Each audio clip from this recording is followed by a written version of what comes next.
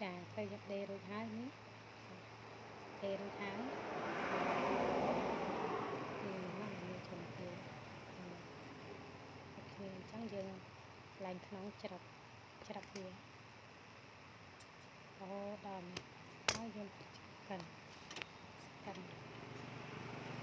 ចាសកិនពីខាងនេះខាងអត់ទេនេះខាងដល់នេះមាន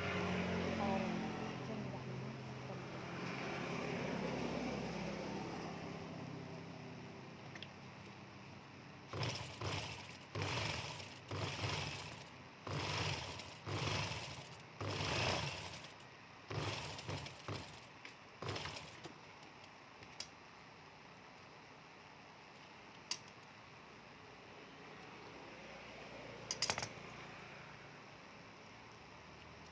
ពេលកិនហើយយើងយកអត់ស្អាតមកនេះយើងដេរួចហើយអត់រួចហើយយើងជា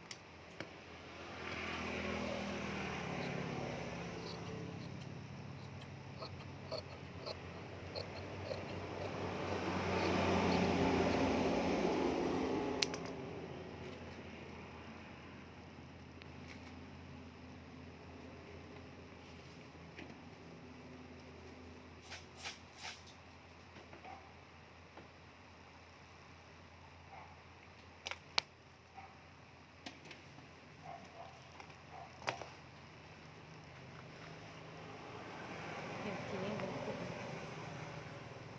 កាហា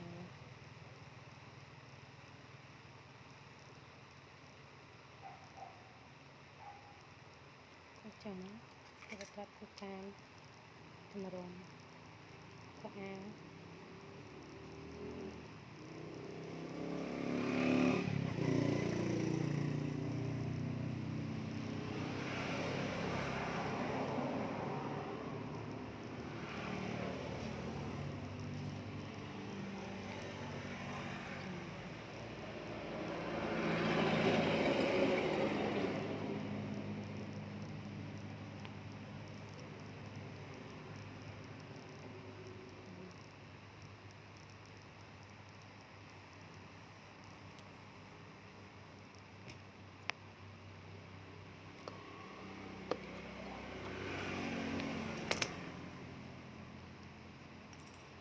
ជាក្តៅ